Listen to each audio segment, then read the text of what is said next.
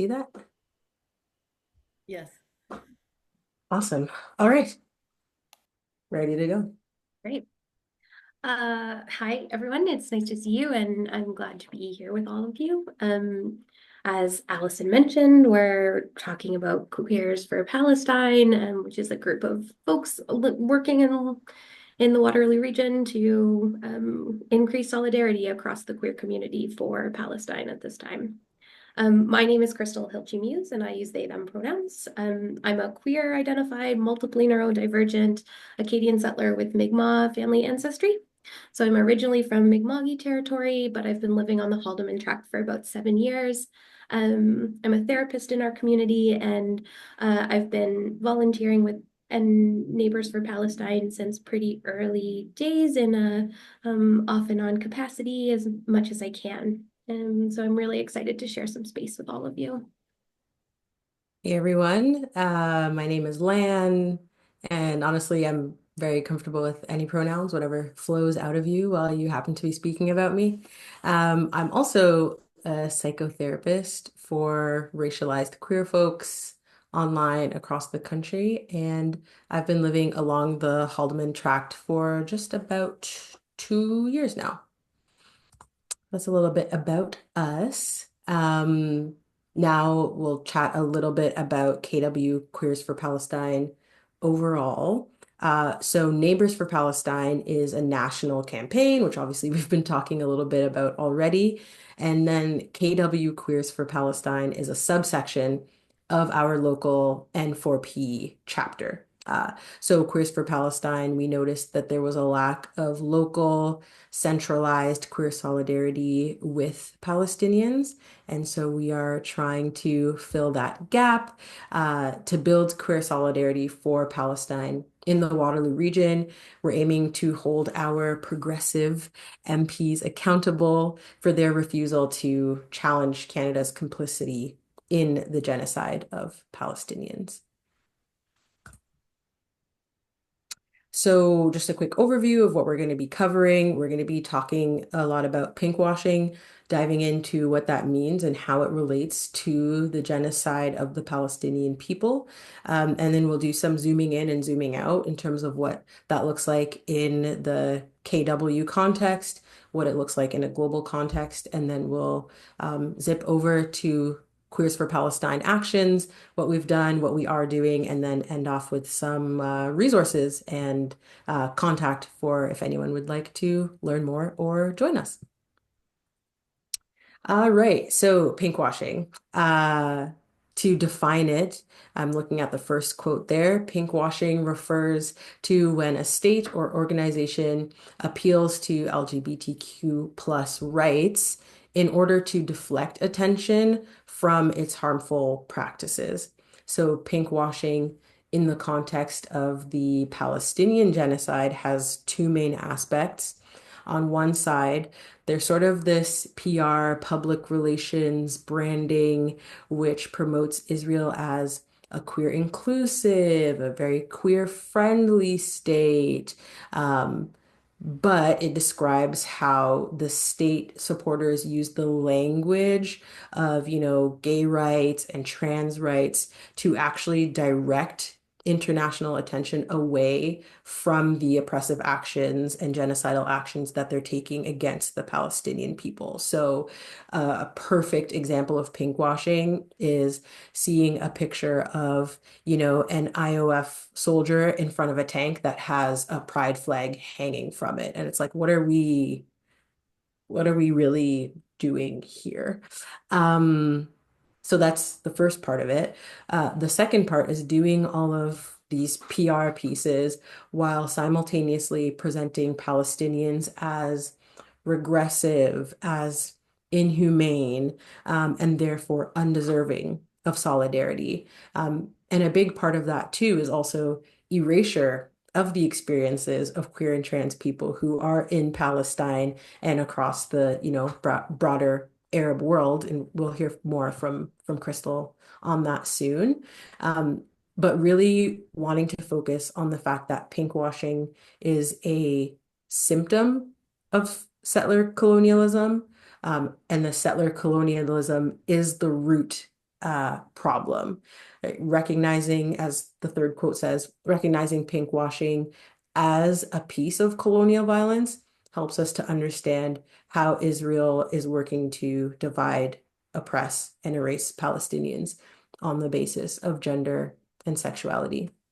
So we see pinkwashing at many different levels, obviously at the state level, which I've been speaking about, but also at like the corporate level, many companies and corporations.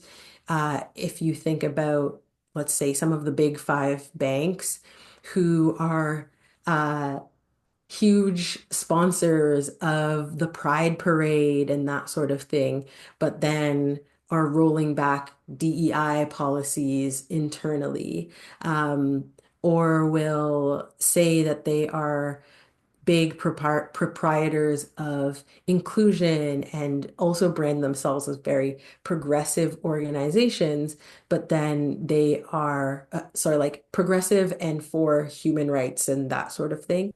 But then they are investing their money into like arms dealers and arms manufacturers and helping to fund the genocide as well.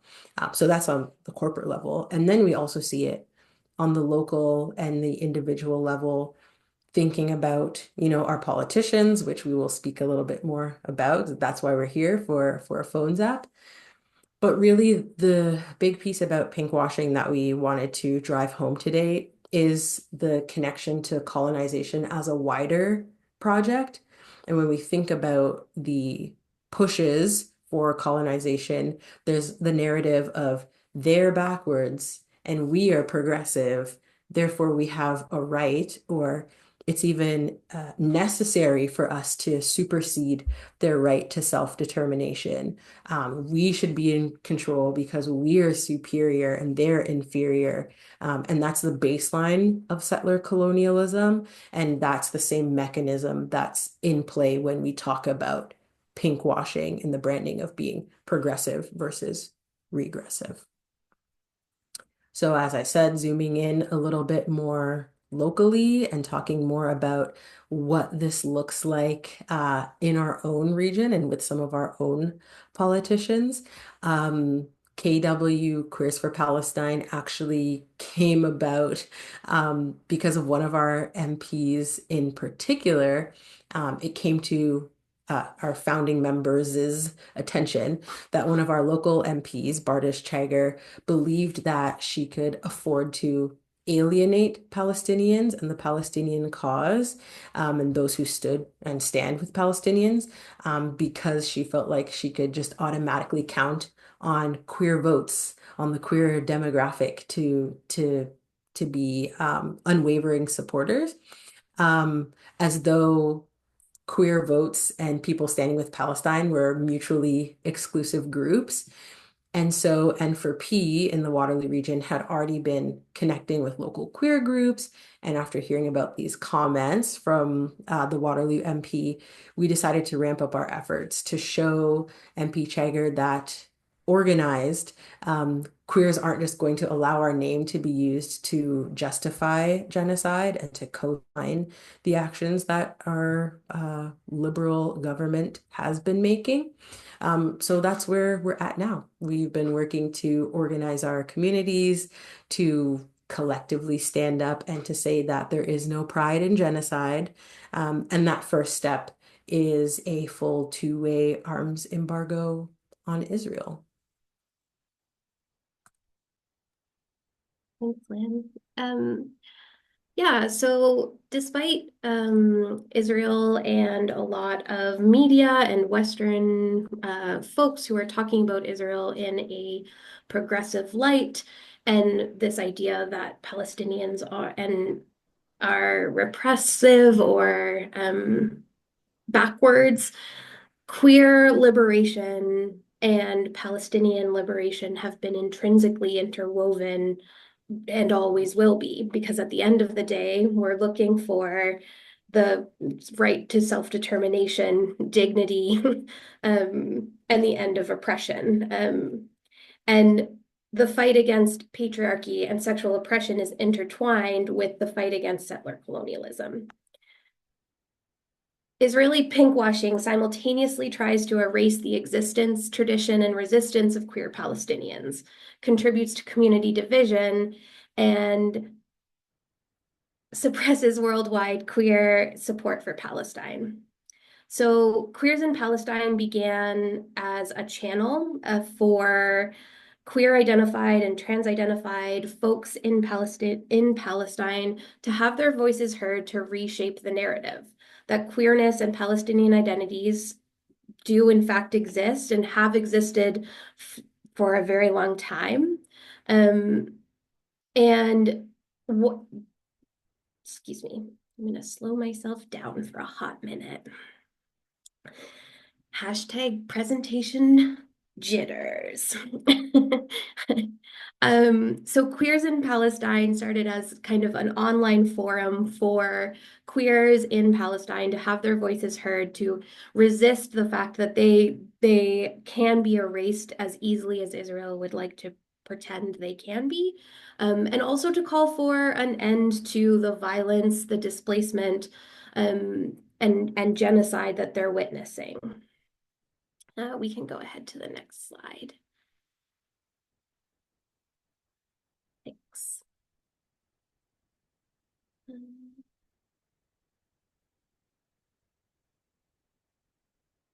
So Queers in Palestine has a list of demands, building off of our global solidarity as queer identified individuals who are fighting for self-determination, dignity, and the end of oppression.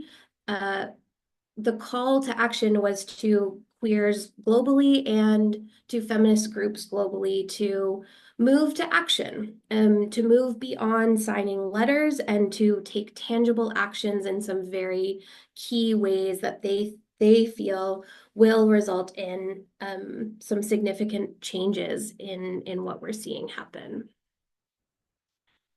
So next slide. So some of the calls to action, they have 5 different calls to action that are listed. And one is rejecting Israeli funding and joining the boycott, divestment, and sanction movement. And so if anyone is unaware, there are a number of different apps for this now. I will put the name of the app that I'm familiar with in the chat once I'm done talking. And feel free, if anyone else knows of any other platforms, feel free to share that information so that we can all be joining in this very tangible way to put our money where our mouth excuse me, put our money where our mouth is. The second call to action was to strike silently or publicly against militarized settler colonization and genocide. And we see this happening with Palestinian youth movements calls to strikes. We see that with global strike calls to action, and there's a number of different ways that we're seeing that show up. And the third call to action was to reclaim the narrative, to push back on this idea that queer and trans people haven't existed in the Arab world since time immemorial, who have participated in shaping their communities in very instrumental ways and are continuing to fight for that collective liberation, both for Palestine and for all intersecting identities. So instead of being divided by the smokescreen of what Israel is trying to present in their pinkwashing, what a direct quote from their website is, in Palestine, Israel is doing what Israel is doing in Palestine is genocide.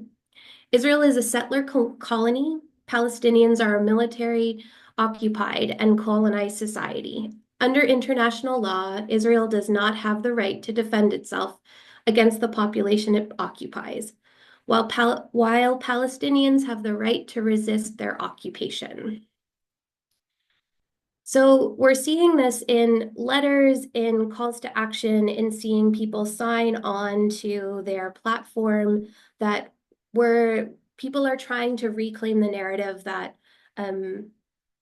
yeah, queer folks don't exist or that Palestine is backwards in some way, shape, or form. And so obviously we want to support and end the genocide. The fourth call to action is contacting local representatives, like we're going to do tonight, to put pressure on them for a two-ways arms embargo and ending the genocide and occupation in Palestine. Going beyond calling for a ceasefire, which is an important step, ultimately we're looking for the end of the settler colonial project. And then the fifth call to action is shutting down main streets, organizing sit-ins or at local central stations or interrupting the flow of commerce. And there's also lots of opportunities for this type of action as well. If anyone is interested, there is a march on Ottawa happening on April 12th. And there's details, if anyone wants to reach out, we can share details on how you can get connected if that's the type of activism or solidarity that you want to show. And so as a group for Queers for Palestine here in the Waterloo region, we took up some of these calls to action in a practical way and started to look at how we can be responding to what's being asked of us. And so we did this in a number of different ways. We created educational pamphlets about pinkwashing, and we distributed them at key community events like Pride. We did a Halloween distribution around at the Rocky Horror Picture Show, and a couple of other different events to just spread awareness that this idea, this narrative that might be getting some traction in some media channels or in some general conversations isn't truly accurate to what is happening on the ground. We also continue to push for Palestinian liberation. We continue to talk about it as something that is inherently intertwined with queer liberation. We can't separate these fights out from one another when we're fighting towards the end of unfair and harmful, violent forms of oppression. We're looking to reclaim that we have a right to self-determination and that we already have dignity that needs to be recognized instead of trying to grovel for it or to defend that we deserve support in some way. And so to further the conversation and really talk about how queer liberation is connected to Palestinian queer resistance.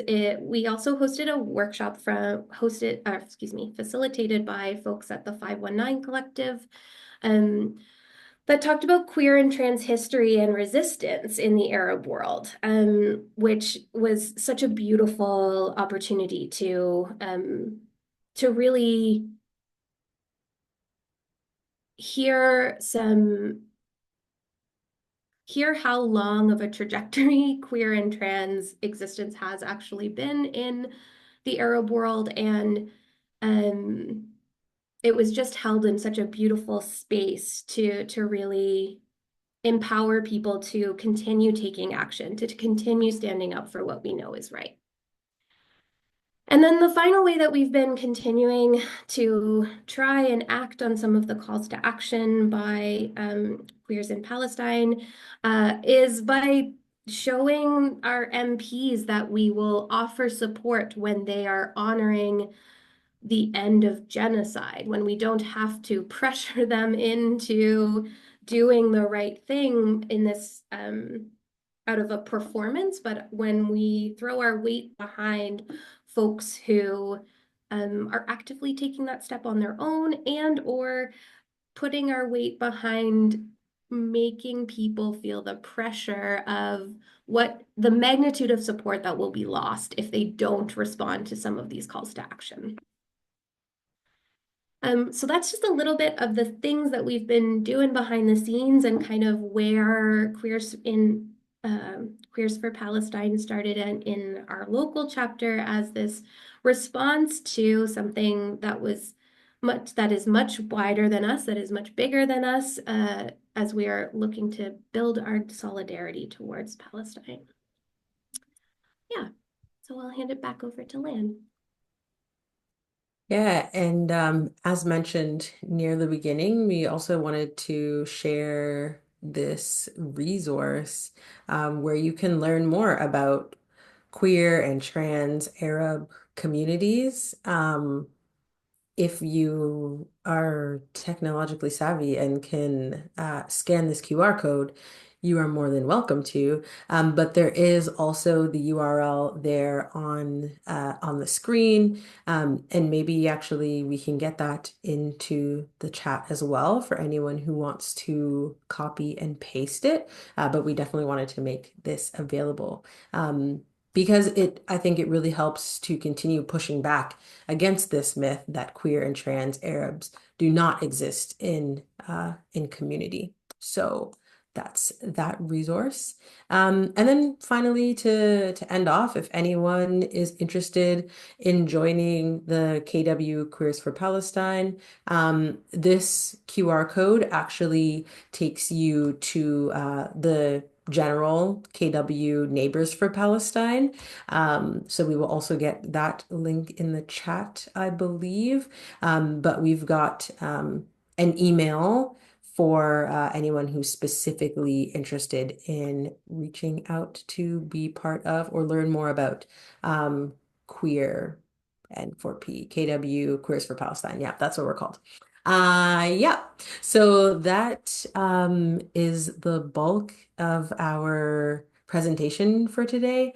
I'm not sure if or how much time we have for questions, but I will turn it back to the Phones app team to give us our next instructions.